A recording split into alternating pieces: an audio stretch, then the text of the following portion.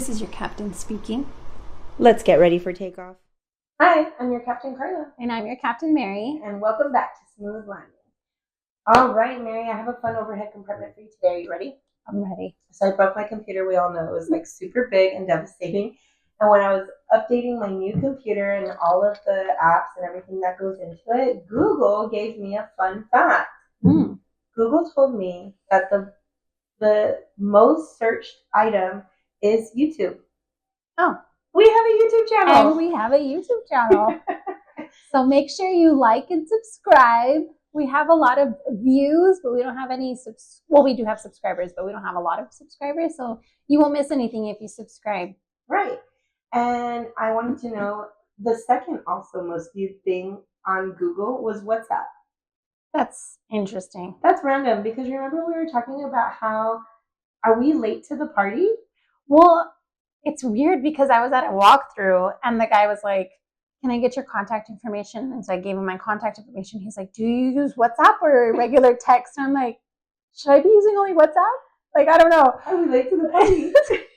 Maybe it doesn't hold the storage on your phone. Maybe it's just like on WhatsApp. Well, I know that maybe we should do research about that. I think we should. I know that when I had one client who was out of town and when I was sending her a lot of the videos for walkthroughs of her house, we sent it through WhatsApp and it would send long videos without a problem. So speaking of work, what is our episode about today? This is an exciting episode. We're talking about who we are. Who are we? I don't know. I have no idea. We've talked about other stuff, but we haven't talked about like who you are, how we know each other. How we know each other. So we put on a little poll, I guess you would say, on Instagram, what you guys wanted to hear from us. And everybody wanted to know our story, what we do, and who we are. So that is what we're going to talk about today. Who are we? How would you even start off, like, when you introduce yourself? Like, who are we? Well, I always say, like, I'm a mom, I'm a realtor, I'm a wife. But I think it's a little deeper than that. It definitely is. I feel like at our age or at my age, I guess a lot of who we are is who our career is. Like right. what our career is. Right. I mean, my full name is my maiden name is Carla Krzyzewski, and then I'm married, so I'm Carla Kapusik now, and I have 2 kids. I have a 9-year-old, he's a boy, and I have a 14-year-old girl. And how long have you been doing real estate? I've been doing real estate 9 years. Nice. And I'm Mary Delman. I'm married. I have 4 daughters, ranging from 15 to 3. My youngest just turned 3. So I definitely am busy being a mom, a realtor, but I wouldn't change anything. I think it's the best career, especially while being a mom and a wife. Oh, I think that just like goes, I feel like when we meet new people, like I was at Jack's school. Hi, my name's Carla Kapusik. I'm a realtor. Oh my God, I have a story for you. In the group chat, like it's GroupMe, right? And it's like we had to do a poll. A group chat for what? For my kids' soccer stuff. Always. Or volleyball, or one of those. And it says I had to do a poll, right? And then in my thing, it was like, Mary Delman Realtor is attending. Mary Delman Realtor is attending. I'm like, how do I take that realtor part off? It's like, I can't. It's like the way I registered the app. I guess it's connected to my phone, and I have it like that on my phone, but I didn't want to be like that on the chat. So now I'm like, advertising I guess. It's just like second nature. I was at a PTA meeting, and I was like, how do I slip in my business card in this meeting? Yeah, it's like, and then our ears, right? Like as soon as you hear house, mortgage, refinance, or whatever, we're like, where's that? Who are you talking about? Somebody who needs a house. Someone here's selling a house. Okay, got it. I'm here. I was listening to this. I was reading the book about innovations of Steve Jobs and like how he came to be who he is, and he talks a lot about like your passion, and I'm like, do I have a passion? But like I do, like real estate genuinely is my passion. Oh, I could right? Totally do you agree with that. Yeah, I feel like my business. We're business owners, and I'm passionate about my business thriving. Mm-hmm. Always, I'm always thinking of new ways to give life into her, or like what's new, what's innovative. Everything is changing all the time with it. And then we see like these young realtors who are very techie, very like good on social media, and then we're having to. I'm like, do we really have to dance? Who wants to buy a house? Yeah, so I feel like, but I mean, fortunately, you and I both, we thrive a lot on our referral business. I think we finally reached a good place. Yeah, where we don't have to constantly be doing dances, but I'm like, is that the next thing? Like, are we going to have to are these like are the constant posting? Yeah. You have to stay relevant. Relevant is the thing. I don't know how my mom used to. Well, they just used to sit open houses because my mom is VOG, and she's a realtor also, and they would just sit open houses. They would. Okay, what I want to know, speaking of our beautiful Frances, how did you get into real estate? So let's hear our beginnings. Where the beginning. Yeah, this is the beginning. The beginning. Okay. You don't even have to tell. Like, what's your first job? Oh, okay. Let's go back that far. Go back. Okay, so my first job was actually at Applebee's. Oh my God! You know the Bees unit. Yeah. It's what's funny is a lot of people in real estate, their backgrounds are like service, which is like a restaurant, or like they worked at a cell phone place, like one of the major cell phone places. Oh my God, I could totally see that because two people that I knew that got into real estate before me were in the cell phone. Yeah, it's interesting, and they're the ones that are usually thrive a little bit better.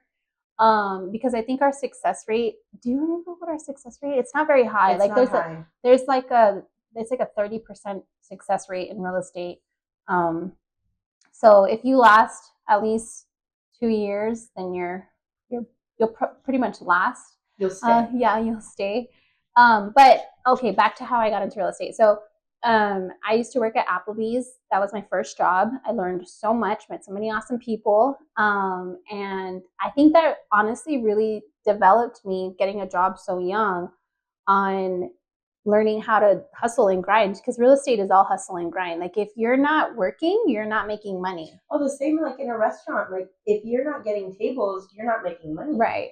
So I feel like I'll tell you about my work history as well. So you worked at Bees. I worked at Bees, and then I loved it. I worked at different other restaurants, and I actually used to play basketball in high school. I played junior college basketball. Girl. And I left El Paso for 2 years, and I actually still worked too when I was on my basketball scholarship. I worked in the weight room, and I just always had that like work. Like I always wanted to work. I always wanted to be independent. I always wanted to make my own money. Always. And my mom instilled that in me big time. And then, I moved back to El Paso. Okay. I get an apartment. Woo! And I'm like, I don't even have a job. How old are you? At this time, I'm 19, about to be 20. Yeah, I was 19, about to be 20. No, 20, about to be 21. And I get an apartment, and I don't even have a job. So I go around Cincinnati, which is an entertainment district around our area. And I walk into this bar, and I ask this guy, hey, can you give me a job?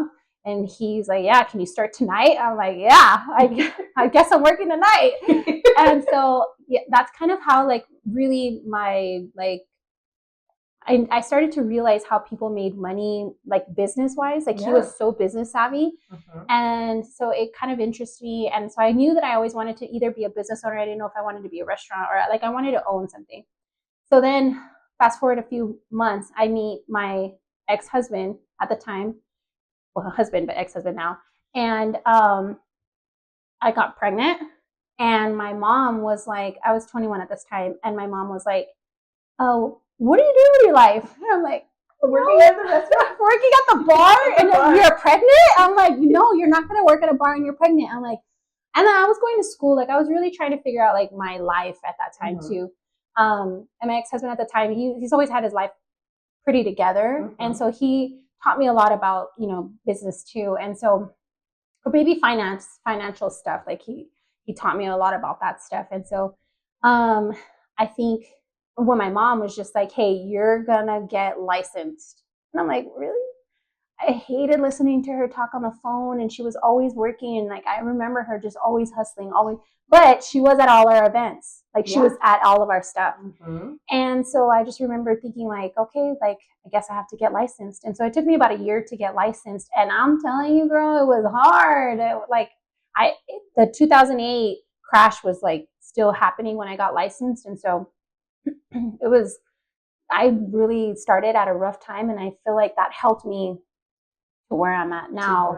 But yeah, we'll get more into that. And how did you get into real estate? Wow.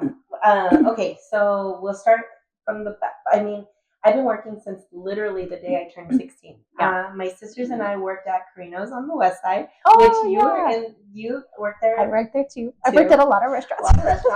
And I remember the day before I turned 16, we went to talk to the boss, and he was like, if you want to start, you can start tomorrow. And I thought it was so fun to work with my sisters. That was probably the funnest time because my oldest sister, Yvonne, had moved out already. So to see her every day again was so nice. And then me and Stacy, so we were each doing something. Bonnie was a server, I was a busser, and then Stacy was a busser as well. So that was my very first job. So I was in the restaurant industry young. And then I worked at the Bees too. I was an Apple babe. And I mean, just a lot of restaurants and bars. And then, but I was working at GCU, a local credit union, when I was pregnant with my son. And I remember we barely found out I was pregnant, me and my husband.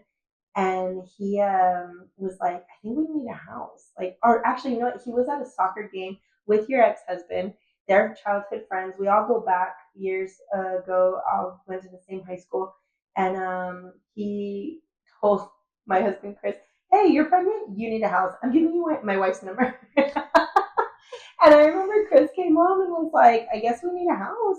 And I thought in that young mindset, we won't get approved. Like, we're young, we're too like, are we qualified enough? Are we qualified? How much money do you need? And how does this work? So I met Mary. That's how we met. Was we had probably seen each other at maybe a party or so, for the kids, but we had never really it was quick in and out of the parties, and we got together, and she was pregnant with Ella, I was pregnant with Jack, and we were out looking at houses together. And she's the one who planted the seed in me. You were like, I think you'd be great at this.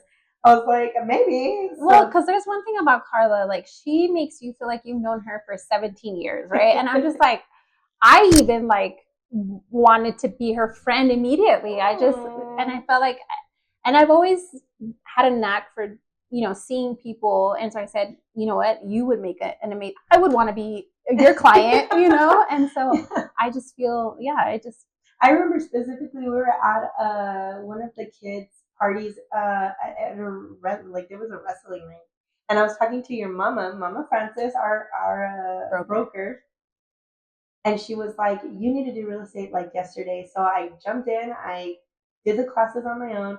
It took me about a year to get licensed, and we have been in a roller coaster since. Yeah, and I need to go back a little bit. My mom's an OG. She, like I said, she's been in real estate for over 30 years, and so she's been through the nitty gritty. And so she's also one that sees potential, and she kind of spoke life to both of us. Yes, she's so cool. She's definitely inspirational. I feel like every single time I talk to Miss Francis, she reinstills my fire. I feel like, because you need a fire in this game. You have got to always, we don't exactly have a boss telling us, hey, wake up, go work at 9 to 5 and make sales. Like, you have to have your own motivation, you have to find your own clients. You have to really try. You're basically unemployed every day. So it's like either you're employed or you're unemployed, right? Mm-hmm. So it's like, well, I have bills to pay, I got kids to feed, so we got to do some stuff. So I think people have a misconception. This just might be me speaking out of my butt, but that we don't do a lot. That but we're therapists. We're talking on the phone from 9 to midnight, 8 to midnight. Oh my God! I was telling you about. I had a client one time where. Oh, that's right. We lived locally in town, same city, and he preferred to talk at 3 in the morning every night, morning, whichever, because that was the most convenient hour for him. So would have to wake up for like no, like maybe a month every other day and catch him up on his transaction at 3 in the morning. I felt like I was like sleepy when I would go to sleep and wake up. So I would wake up like, hello, your deal is this is where we're at.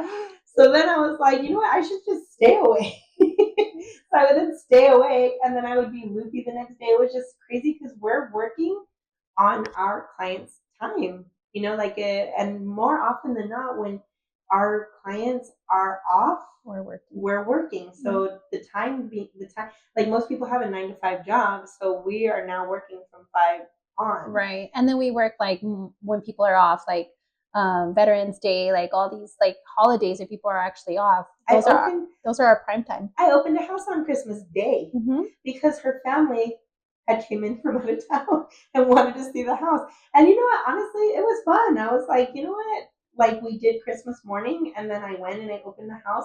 But to see their happy, like, hey, we're excited for you. When you like your job, right? It makes it easier. Yeah, like when you love what you do, it makes it easier. Yeah. There's been more often than not that we work on holidays a lot, actually, because the lockboxes they open on holiday. Yeah, we can't tell them that they don't. So, and then when families in town, that's a huge one. They always get excited to show their families while they're in town, and that's a really cool concept. I thought we would talk a little bit about some of the most often questions asked. Oh yeah, awesome. Mm-hmm. So we did want to talk about a little bit about us, but we also want to talk about real estate, what we do and what we know. Like real estate is a big part of who we are, and I feel like I could talk about it all day, every day. I feel like it's one of those things where it's like my comfort. Yeah. Well, when you know a lot about it, it makes it easier. Like I think like people are always interested in it. Mm-hmm. A little sip of some water. No, I had like a little tickle in my throat. I'm coming off of a terrible cold. I mean, and Carla and I have been going at it I've been licensed 15 years, but I feel like even in the first few years when I got licensed, like my mom kind of was just like, you need to go and figure it out, right? She wanted, you kind of have to have the self-motivation to do it. And you had it too. Like you knew right away, like, oh, I'm gonna succeed in this. Oh man, I loved it. I feel like I got licensed. Like you get your license, I sold a house the next month. That's rare. Yeah, it is. I think it took me like 6 months to get my first sale. Mm-hmm. I got to sell right out the gate, which then, and oddly enough, it was the easiest sale. So then I had a misconception. Yeah, it tricks you. It's like your first baby. You're like, oh, this is easy. Let me do it again. I'll do it again. My first transaction was oddly very easy, and I was duped because I have had some bangers. You've definitely had more bangers than me, for sure. We'll get to those. We'll tell some silly real estate stories after. But what is the most often question we hear? Is it a good time to buy or sell? Oh my goodness. This question could be written on my forehead, I feel like, because I hear it so often. When somebody asks you that, what do you tell them? Yes. Yesterday. Yeah. 2016 and 2019? Or 2020. Oh man, really would have been the time to buy yourself. But it's always yesterday. Like it's always cheaper to buy yesterday than it is today. There's always real estate is always a good time. Is better now than in 6 months. And I get that that's not everyone's rhythm. Like you have to do some credit repair, whatever your story is. But the sooner the better, because it's always going to be more expensive.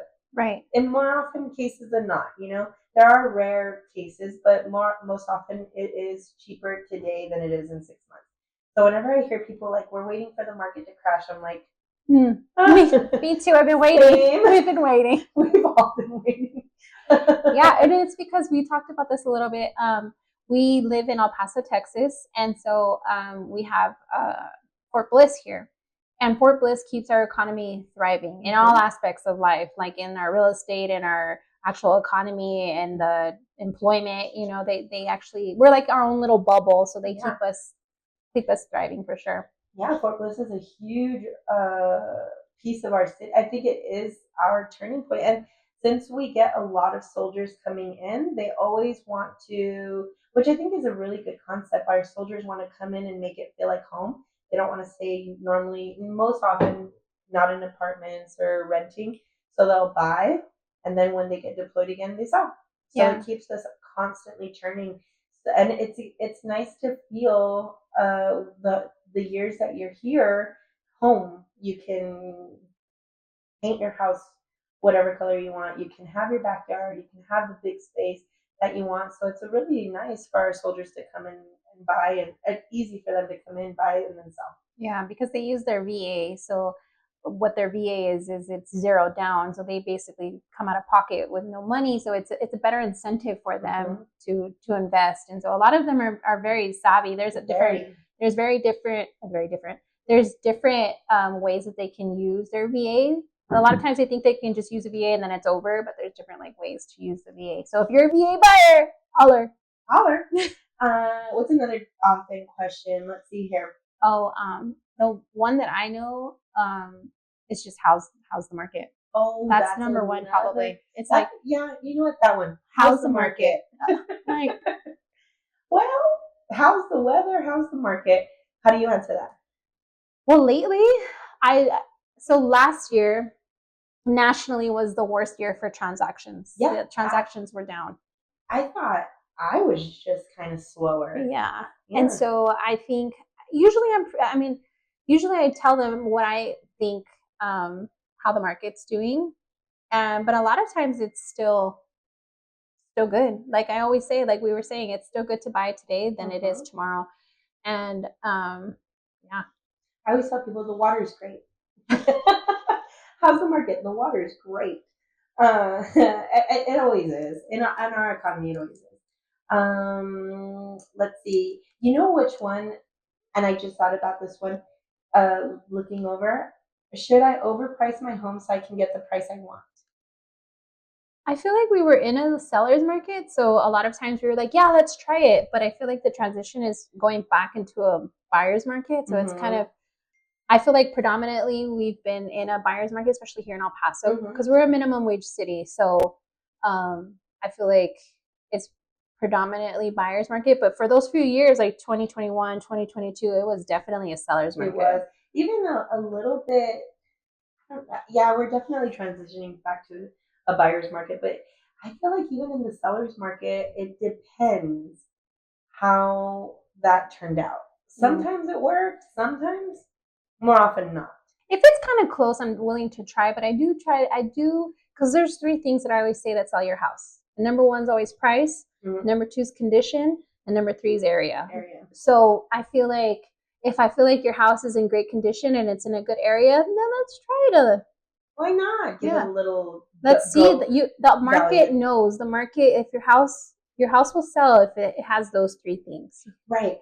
I mean, as realtors, that's part of our job to do a CMA, the comparative market analyst.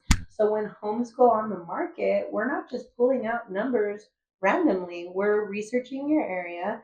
We're seeing what the market trend was in the last even 6 months to a year, depends, and putting a good price on the home. So when we are asked to go 20, 30,000 over, it doesn't make sense. And then the house will linger on the market, and then we're having the now agents, hey, what's wrong with the house? Yeah, or they feel like they can lowball if the house has been on the market for a while. They can't, or they'll get that like, oh, hey, the house has been on a little longer than normal. Let's do a really low price. But then when I first started, I mean, houses had been on the market for 5-6 months, and that was like, that was normal. It was normal. Like it was not like we were ever gonna reduce the price by 20 grand, you know. Right? Now it's like if the house has been on the market for 30 days, I'm gonna offer you $25,000 less. I'm like, what? No. It doesn't make sense. Or I mean, I always tell my buyers, if because you're buying a home, potentially in, let's say, 10 years, you're going to become a seller. Would you accept that as a seller? Right. And sometimes that really does register, like where, and I'm like, because you're buying a home. The goal is we're going to get you a home. So now you're a homeowner and you want to sell your home. Would you take that offer? Would you or would you negotiate it? feel insulted? Would you feel insulted? You know, I have told my buyers before, this is a little bit insulting. I'm gonna do what you want me to do. You're my boss. I'll send it. And I've had agents tell me that we insulted the seller, and it also goes back to you and your reputation. It makes me look unprofessional, even though I'm trying to adhere to my buyers, you know. Right. So it's topsy turvy, but we don't come out the gate not knowing what we're doing. We actually do a lot of research to help you guys out, and that's the whole idea. So if I was gonna list my house, what advice would you give me to increase the value of my house? Oh, let's see. What's the condition of the home? Is everything up to date? Do we have holes all over the house? Is those things make a difference? Did you upkeep? Right, clutter, declutter your home. As fun as the paint could be, maybe we want to go back to white just to. Because I'm sure you get clients that are like, well, what can I do to add more value to my house? But a lot of times, in my opinion, less is more. Right. Yeah. I feel like just minimizing, I always tell them, like, minimize, make your house as minimized as possible. You know, like, do people ask you, like, do I need to invest a lot to make my house ready? Like carpets. Now, carpets could add a lot of value to the home because if they're old, like let's say they're original to the home and the home was built in 1960, maybe if we change that out, you'll have a fresh smell, a fresh look. That would add value for sure. But if your home is built in 2010 and we're in 2024 and your carpet was kept in good condition, we don't need to change that. Let's just get it cleaned, freshen her up, and let's give it a valiant effort to see if it'll sell like as is. But it's case to case. Fresh paint does make a difference. It's not always necessary, but it does. If we get a paint job that's done well, that like I remember it was a sweet couple, elder, and they were like, "We're gonna paint the whole house," and I was like, "Awesome, that sounds great." They painted the light switches, the light fixtures, like a property manager. Yeah, I was like, oh, well, shoot, we stepped into a mess on that one. But I mean, sometimes there's overkill. It might have done better had they not painted everything. Yeah, no, I agree. I think paint is a good, especially if it's like I need a fresh paint job at my house. So many kids. I feel like every time I see it, I'm like, oh man, we need to paint this, right? Like it's just. And there was this lady that I met from California recently. She's very meticulous and very like, just you could just tell she takes care of her stuff and she's very like particular in her stuff. And she says that somebody will ding her, like her dog will ding her wall, or she'll see a mismatch paint. She touches it up weekly, and I'm like, you're my type of lady. I would love to sell your house. Oh my god, that sounds like my in-laws. My in-laws are Well, it's Germans. I feel like Germans. Oh, is she German, you said? No. Oh. Your in-laws. I feel like I've seen Germans. They're very clean. So I have never in my 37 years of life walked into a home with a cat and have not been bothered or affected. And they have 2 cats. They had one pass, and I could eat and lay on the floors, and I would never be bothered by their cat. It's non-existent in that house. Can I ask you a question? Tell me. Do you feel that since you've been a homeowner that you're more like, okay, let me backtrack. Sorry, you do real estate, so now that you don't do real estate, you see tons of houses, right? Do you feel now as a homeowner that you're more particular on the upkeep of your house and the care of your house? Absolutely, 100%. Do you feel like it's helped? Absolutely. I think any job you learn a thing or two about it, because think about when I go to a restaurant, I can pile and stack my plates perfect, and I leave a beautiful table. There is no mess. I stack That's it. true. So I think you pick up little traits, from where you've worked, and then you implement that into your life. So since we're realtors, I feel like I know exactly what to do to make a house show ready at the drop of a hat. Yeah. You know, we know what to do. We know how to upkeep. I know that stucco needs to be looked at every summer to patch, you know, make sure she looks good. I know that the roof has you know, weather where it blisters, and we need to look at that. Like, you just know what to Right. upkeep with. And that's another misconception about being a homeowner, is that there's no upkeep. Yes, there is major upkeep, but Upkeep. it's like your car. Like, you need to put oil in your car. Yeah. You need to get car wash. You need to get new tires. Like, the same. If you want your house to last, if you want your car to last, the best thing that you could do is maintain your house. Check your roof. Mhm. Check your stucco, like you were saying. You know, just maintenance and Water heaters. yeah. The little things like that really make a difference. When you want to sell, you don't have to do so much to selling, or regular year to year, where, because when you buy a house, let's just say a brand new home, everything came out the gate brand new together, but now in 10 years you're gonna have to start repairing everything because it's all on the same time frame. So if you take care of it, your upkeep, you don't, at that 10-year mark, 15-year mark, you're not doing everything all at once. It'll be little by little again. Or the resales, you know, you have to make sure your inspector does their due diligence in finding all of the skeletons in the home, so you're not doing any repairs the day you move in. Makes sense? What's another good question? Okay, do you want to go into the steps of buying my first house? Ooh, I think that's great, because a lot of people have no idea, and I talk to them and I feel like, darn. You know what? I have to admit, I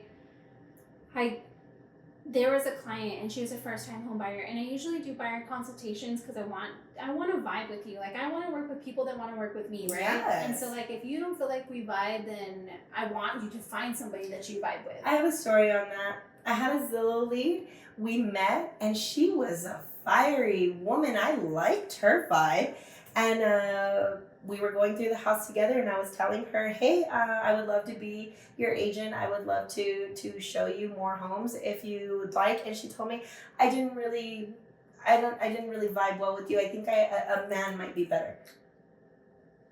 Well, shoot. Well, I appreciate her honesty. And you know what? She didn't ghost me. I just had one of those too. I was oh. And you know what I want you to know? She ended up messaging me like a month later and told me that the other agent that she worked with was a better vibe. Oh. Yeah. I said, and I was like, who is this?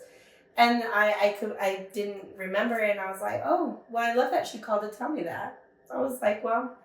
Yeah, and it's kind of similar to like the lady that before, I usually do buyer consultations, and this one client, she's a first time home buyer, and I didn't do a buyer consultation with her because, and this was my problem.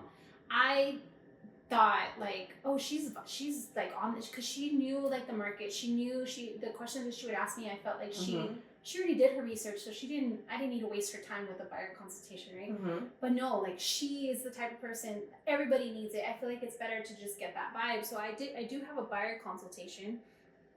And so the question that we were talking about is, what are the steps to buying my first home? So I'll do the first 4, then you can do the last. So step 1, of course, is decide if you're ready. Decide financially if you think you're ready to buy a house. You know, like we talked about, it is yearly maintenance. If you're gonna, God forbid something happens in your house, you know, you need to have that security to do repair or whatever you need. Thank God for insurance. But, you know, there's maintenance that needs to be done. On that note, though, it's almost like kids. You're never really 100% ready for kids. Like, when do you decide, like, I'm ready? Like, no one's ever really ready. I have to, and I don't know if I'm still ready. You know, but don't think too much on that question. I, like, my brother and his fiance, they're about to get married, and they are very, maybe in 6 months, maybe in just get out there and try. You might be more ready than you think. Yeah, I think so too. But I do think that you need to like check out your finances. Your finances make a difference, actually. Yeah, and just kind of get like be more financially savvy. Like I think that's a good step. And then once I always feel like people are ready to buy, but it starts like with getting your finances kind of situated. Then step 2, choose an agent. Like we were saying, interview people. Like yesterday I had a buyer consultation and she was like, I'll be honest with you, I've been interviewing agents. And I'm like, hey, like I love that. Like I don't want to, like I said, I don't want to work with people that don't want to work with me, right? Like I want you to want to work with me. I like that. Yes, because you might meet somebody and feel like you're stuck with them. But at the same point, I've also had a lady tell me, a friend, actually, a childhood friend tell me, why would you be good for the job? And I'm like, babe, I absolutely adore you and I think you're fantastic, but am I on a job interview? Because I feel like either you meet somebody and you get their vibe 10 seconds in, so I don't know if I love to feel like I'm being interviewed. If I meet a family and we're jiving and doing well and they tell me I'm interviewing agents, great, awesome. If I'm not a good fit for you, you move on from me. But I'm not, like the way she was like, why are you best for the job? I was like, you're buying a baby house.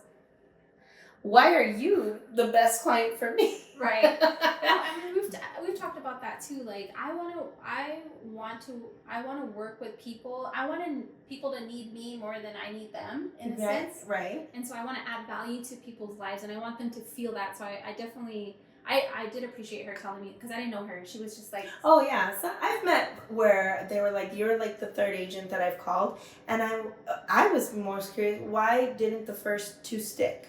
What did you feel? And funny enough, like some of the things they would tell me, like I would call my agent and they didn't answer. That's bad. I if someone's not answering your calls, that's an indication of like what it's going to look like during your transaction, and that's difficult. And then the other one was one ghosted her. I was like, well, honey, I'm here right now, Some agents have like 2 jobs, so I can kind of get that. Like some agents, yeah. But again, I think that part of our it's you gotta be available all the time. Right. I was with one of my friends over this weekend, and her phone rang, and she was like, oh, it's a number I don't know. I'm not going to answer. And I was like, oh. I love when people, I don't recognize the number because I'm like, ooh, new client, new opportunity. And so I always answer my phone. I feel like that. And even certain times where I'm like, if that's my 3 a.m. client, if that is the most convenient time for you, then let's call 3 a.m. I know my husband, like he gets a bunch of random calls. I'm sure they're mostly spam. But I'm like, why aren't you answering it? Answer it. I know, I drive you insane. I'm like, answer it. It's important. Okay, I'm sorry. We digress. Okay, so of course, select your agent. And then of course, I encourage you to always do research. And then step 3 would be your pre-approval. This is probably the most important. Some people get pre-approved before they even find their agent. They just want to kind of know. But I think if you meet an agent, 9 times out of 10, they can guide you on like who to get pre-approved with, like what company to go with, things like that. Local. And then of course pre-approval. We always recommend local because they know your market. They know, what's the best route for you to take. They have different programs. They know local programs here in El Paso. So we always recommend if you have a good advisor. They'll tell you which route to go as far as pre-approval. And I always do recommend that my clients, when they're getting pre-approved, that they do shop. So they have options. You never want to feel like you don't have an option. That's true. Because you can even be at the same mortgage company and not vibe with your lender and switch to a different lender at the same mortgage company. Yeah. So a lot of people don't know that. And I feel like if your lender is who you're probably going to talk to more than your realtor, because they're the ones who are asking you for the documents that are from your 1990s first job. Yeah. Getting your tax returns from God knows when. Like you're in communication with them so much. You have to have a really good foundation with them. to always feel comfortable. Yeah, because they're seeing like your vulnerable stuff. Like people always feel like, I don't want you to see my income. I go, I don't see your income. Like, oh, let's actually really quick. Let's touch on that because I lost one of my friends as a client because we're friends, and she was very open that she was like, I didn't want to reach out to you because I'm embarrassed. I didn't want you to see my income or my credit score, and I was like, well, first of all, darn, I would not judge any type of that stuff, but also we don't see your income. Step 6. Okay, step 6. We make an offer. This is a big one. This is where you're actually ready to take the next step on your buying journey to making the home yours. So normally we don't put multiple offers in on different homes. Like, oh, I like this house and then I'm gonna put an offer in this house and offer. There's a point in your buying process where you now are ready to move forward with the one house. So we put in an offer. It's all electronic. Uh, it can be paper, but we do it electronically. We send it to your email and you electronic signature. This is where you see all the numbers go down on paper. So you and your agent make a decision on the price and what you're comfortable with and everything. You're ready to send it over to the seller and hopefully they accept your offer. Right. And then I kind of skipped a step in here, but like once your offer is accepted, then that's when you'll put your earnest money and your option money. Here in Texas, we have what's called an option period, where you are able to opt out of your contract. I mean, in Texas, contracts are enforceable, once both parties have agreed. And so in Texas, we have what's called an option period where you are able to back out of the contract in the event that the inspection goes wrong or whatever, but it is earnest money and it's a certain amount that you're just showing the seller that you're serious. You're serious to move forward on the property. Mm-hmm. So once you have an executed contract, that means both the seller and the buyer have signed the contract. You are now ready to move into your home inspection. So this is not going to be your uncle's best friend's cousin that knows a thing or two about houses. This has to be a licensed inspector. So you can pick one or we can refer you to one, whatever you're most comfortable with. It really is, you are in charge of everything. We're just guiding you through.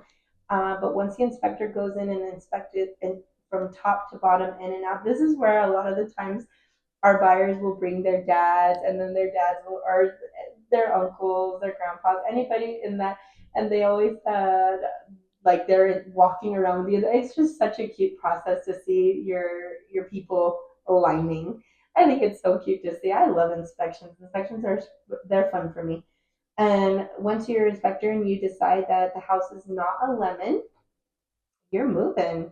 You are moving all the way. You're gonna get your appraisal. Your appraisal is gonna get ordered, and once the appraisal gets ordered through your lender, they decide that the home is actually worth the amount that you put on contract. The appraisal is a third party to the lender, buyer, and seller. So that way, the appraiser comes in. He comes in and evaluates the home, almost like an inspection, but not as thorough. Mm-hmm. And then they decide that the price fits the contract, and we are ready for closing day. Closing day, you get your keys. You get your keys. It's the best day. It is. And then it's you get so fun to move in. Yay! That really is. It's not as complicated as everybody wants to make it. As long as you're taking one step in front of the other, you will get to the closing table. There are some hurdles that happen with every transaction, but honestly, we'll get through it. Yeah, and that's what we're here for. We're here to guide you and hold your hand. Like, we don't take for granted that this is an investment and that we want you to feel like we know what you're doing. Exactly. And like we're here with you. So I mean, I've celebrated selling 100 homes, but every home is different. Every buyer is different. Every seller is different. Everybody is just, it's case to case. And it's so wonderful to get you to the closing table, whether you're a buyer or seller. It's so rewarding. It's so cool to see the seller move on from that chapter. Like they're moving on into their new home or to their new city, and to see the buyers when they're new families or a single bachelor that did it, a woman just got out of college and wants to spread her wings. Like these are all the rewarding parts that is so cool to see. You know what? Speaking of which, so now we're at closing day. All is said and done. I want to know some of your stories. You know what's funny is my husband was a first time home buyer when we bought our house that we're living in right now, and he was like, "That's it? That's how easy?" I'm like, "Well, because I wish it was like that for every transaction. You know, I knew what the lender needed. I knew it, but it's hilarious because my husband's like, "Oh, we can buy a house all the time," you know, because I legit, I'm sure you made it easy when you sold your house. Oh man, my husband was the greatest client ever. I was like, look, sign, Yeah. done, move on. And he too had those same words. That's it? Yeah. I'm like, but behind the scenes, we're like, you know, and we want to make it like that for everybody. So I feel like that's what we're here for. We want to make it but it is a little bit on your part where you know, I think the trust and then having your documentation in order is like going to save you so much. Oh, absolutely. So much time. The moment the lender asks for any type of paperwork and you send it, you keep the ball rolling. Otherwise, it kind of gets lost in transition and it I think halts that's the process. Usually the delays is like the financing part is. Yeah, absolutely. But now you're a homeowner. Congratulations. Stories. I want to hear your realtor stories. Okay, realtor stories. Oh, this is my favorite. I'll share with a bad story that hurt my heart. So I was newly licensed, and you know, I probably had been in real estate a year, maybe two, and so every deal was like, I mean, every deal is important to me. I want you to, you know, succeed. But this guy, I must have showed him and his family 30 homes, 40 homes, driving everywhere, wasting my gas. It's not wasting my gas if it closes, but I'm wasting my gas. And you know, I'm driving everywhere. I'm showing him houses all over town because he didn't have a particular area that he wanted to live in.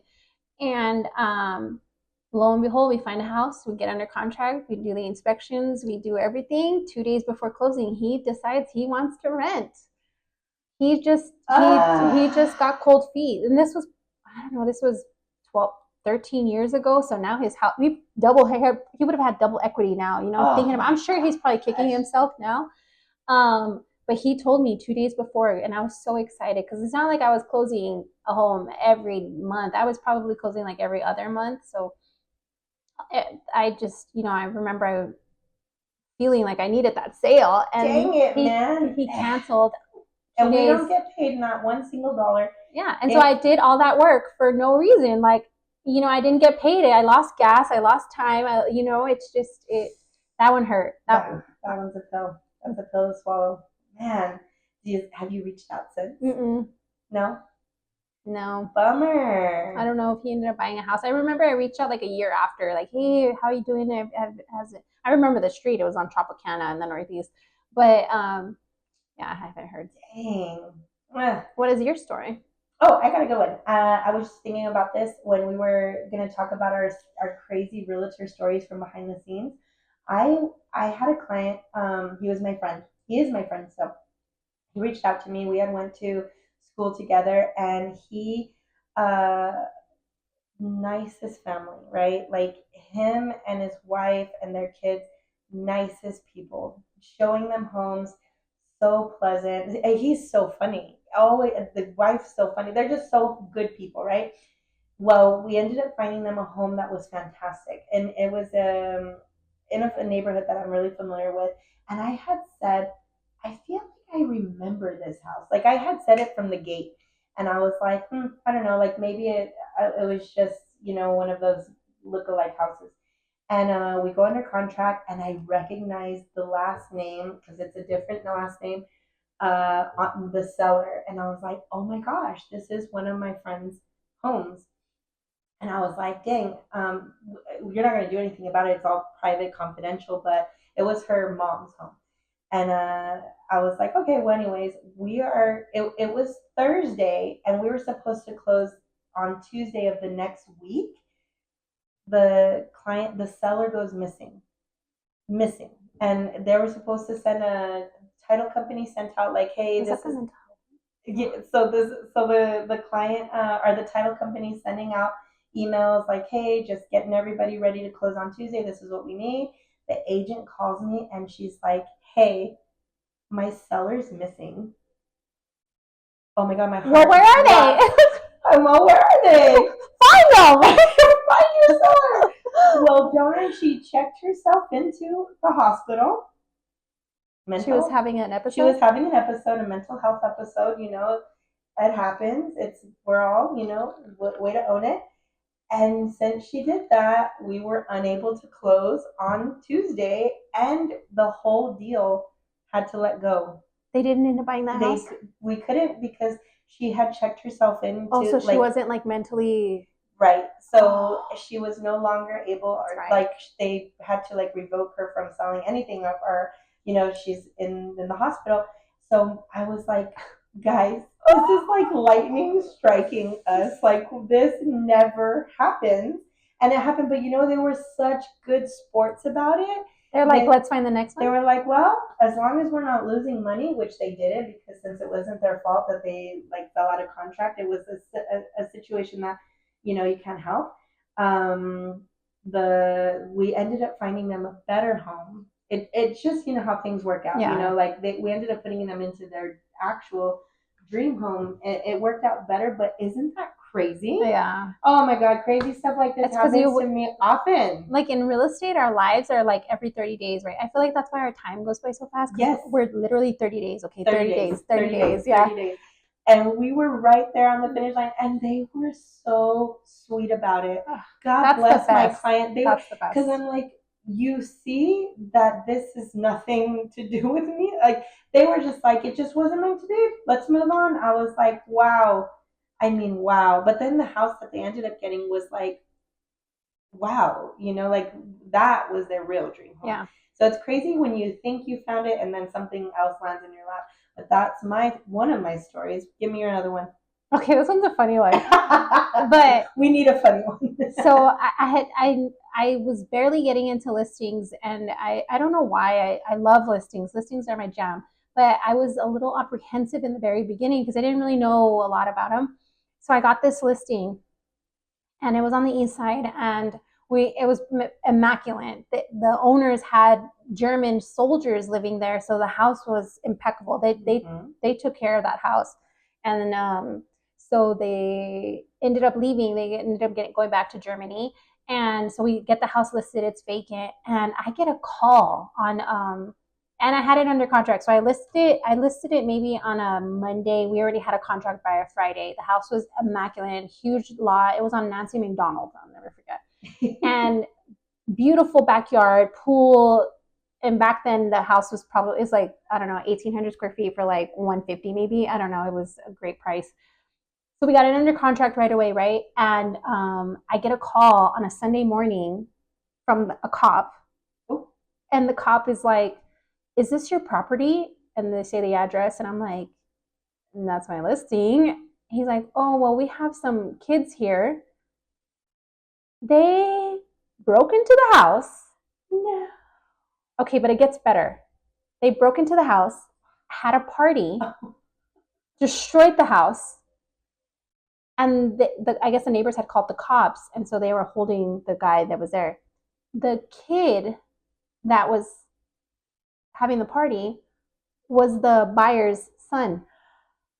He knew it was vacant, so he decided to throw a party there. Yes. So his parents I called the agent. I said, hey, your client's son broke into the house and had a party there, full-blown party. Like, there was drugs, there was alcohol, like it was a rager. Oh my. And fortunately, they stayed with the house. They didn't cause any major damage, but the buyer made his son and his friends clean up the whole house because they trashed it. And I was like, well, this is your house, buddy. Like, I'm not going to have the sellers pay for it. And they cleaned it. Wow. I'm surprised I never told you that story. No, that's a good one. That was new for me. Wow. I remember calling my mom because it was like my first listing. And I'm like, oh my gosh, what do I do? And she was just like, it's okay, like talk to this to the buyer's agent. And so, yeah, fortunately, everything ended up working out. We ended up closing and stuff, but yeah. Oh, thank goodness. Little rascal. Bad boy. Because he was like 16, maybe 15. Oh, so. Man. God, what a clever little boy. Super. Like, oh, I could have a rager here. This is going to be my future house. Oh my gosh. Okay, I got a funny one. I was on my second listing appointment. It was a Zillow lead. He reached out to me, and I remember he calls so professional. I was like, hello, and he was very business, and I was like, okay. I got nervous to meet in a like at the beginning of my career. I got very nervous to be like one on one. So I was like, I'm gonna bring him to Starbucks, and then we could talk about his house here, and then if we vibe, I can go to his house and meet him. So I'm at Starbucks. And I am setting up. I'm putting out my computer. I just ordered us some drinks. One of my friends ended up coming in, and he's like, hey, years since I've seen him. And he's like, I would love for you to meet my girlfriend. We're having coffee, just midday coffee, hanging out. And I was like, awesome. I would love to meet her too. And he's like, I think I'm going to propose to her. Like, we're getting there and we're going to be awesome. And I was like, do you need a house? Wow, the next step is a house. The next step's a house. So I'm waiting. My client ends up coming in, and we start vibing. And he's sitting right here next to our table's here, and he's like right here. And in my listing appointment, I can hear him getting broken up with. Oh no! He was getting broken up with by his girlfriend, and I'm trying to be professional. And I'm killing it with my listing over here. Me and he was a wonderful gentleman. He was precious from the beginning to end. And he and I are already like signing things, and this poor guy's getting broken up. Oh man! And you know what? That listing ended up turning out amazing. I ended up having an open house. We listed it on like a Wednesday. I had an open house on Saturday. Oddly enough, one of my friends came in, and I ended up working both. I represented the seller, and I represented her as a buyer, and we had a beautiful transaction, and we closed. And she's still in her home now, and I absolutely love that. That house was gorgeous, gorgeous, gorgeous. Yeah. Awesome. Yeah. Well, I think that concludes this episode of introducing ourselves. Here we are. We are Carla and Mary, the realtors. Now podcasters. Now podcasters and wannabe captains on our plane. So join us, passengers, on our next Yay. conversation. We hope you enjoyed it. And yeah. We'll see you next time. Bye. Bye. Thanks for catching a flight with us today, passengers. Like and subscribe below.